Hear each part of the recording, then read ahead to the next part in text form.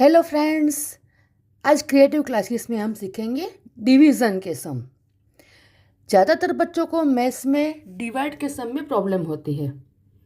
जो बच्चे टेबल्स अच्छे से समझ पाएंगे ना, याद रख लेंगे ना, उनको डिवाइड के सम में प्रॉब्लम बिल्कुल नहीं आएंगी।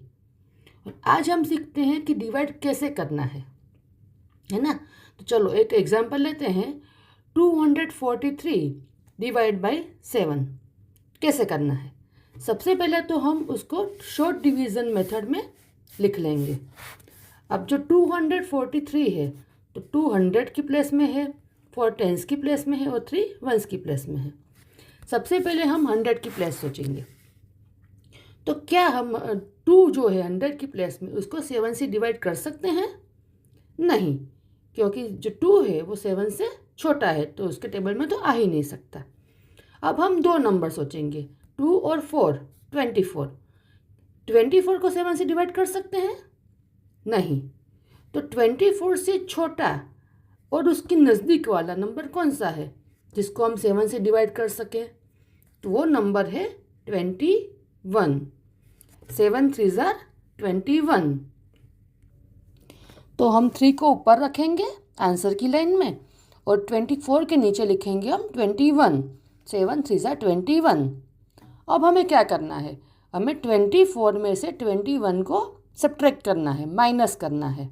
तो 24 में से 21 को माइनस करेंगे तो बचेगा 3। अब जो हमारे पास वंस की प्लेस में 3 बचा है उसको हम ले आएंगे, ये जो 3 बचा है रिमाइंडर उसके बाजू में ले आएंगे और फिर से हम 7 का टेबल सोचना शुरू करेंगे। अब हमारे पास नंबर है 33, ठीक है, ऊपर से 3 लाए तो हमारे पास 33 हो गया। फिर से 7 का टेबल सोचेंगे। क्या 7 के टेबल में 33 नंबर आता है? नहीं। तो ऐसा कौन सा नंबर है जो 33 से छोटा भी हो और उसके पास में भी नज़दीक में भी हो? वो नंबर है 28। तो 28 कब आता है? 7 4 ज़ा 28। तो अब हम 4 जो है वो आंसर की लाइन में 3 के बाजू में लिखेंगे और 28 को 33 के नीचे लिखेंगे और फिर से उसको सब्ट्रैक्ट करेंगे। 33 में से 28 को माइनस करेंगे तो बचेगा 5। अब जो 5 है वो रिमाइंडर है और 34 है जो वो हमारा आंसर है। अगर इसी सम का आंसर हमें डेसिमल में लाना है तो क्या करें? इसी सम को कंटिन्यू करते हैं। तो हमारे पास 34 आंसर है और 5 रिमाइंडर है। डेसिमल का सम करने के लिए हम क्या करेंगे? हमारे पास जो 243 था वो तो हमने डिवाइड कर लिया, पर रिमाइंडर बचा है तो 3 के बाजू में हम डेसिमल रखेंगे और उसके बाजू में एक 0 ऐड कर देंगे। एट द सेम टाइम उसी समय हम ऊपर जो आंसर लाइन है 34 आया है उसके बाजू में भी एक डेसिमल रख देंगे। अब जो 0 है उसको हम नीचे 5 जो रिमाइंडर है उसके बाजू में ले आएंगे तो वहाँ हो जाएगा 50। अब फिर से 7 के टेबल सोचना है। क्या 7 के टेबल में 50 आता है? नहीं आता। तो क्या 7 के टेबल में 50 से छोटा और उसके नज़दीक वाला नंबर कौन सा है?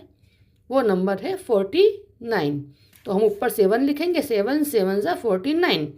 तो आंसर की लाइन में हम 7 लिखेंगे और 49 को 50 के नीचे लिखेंगे। अब 50 में से 49 को सब्ट्रैक्ट करेंगे तो रिमाइंडर बचेगा 1 और उसी को कंटिन्यू करेंगे। फिर से हम जो डेसिमल के बाद 0 लगाया था उसके बाजू में एक और 0 लगा देंगे, उसको 1 के बाजू में नीचे ले आएंगे तो हमारे पास हो जाएगा 10।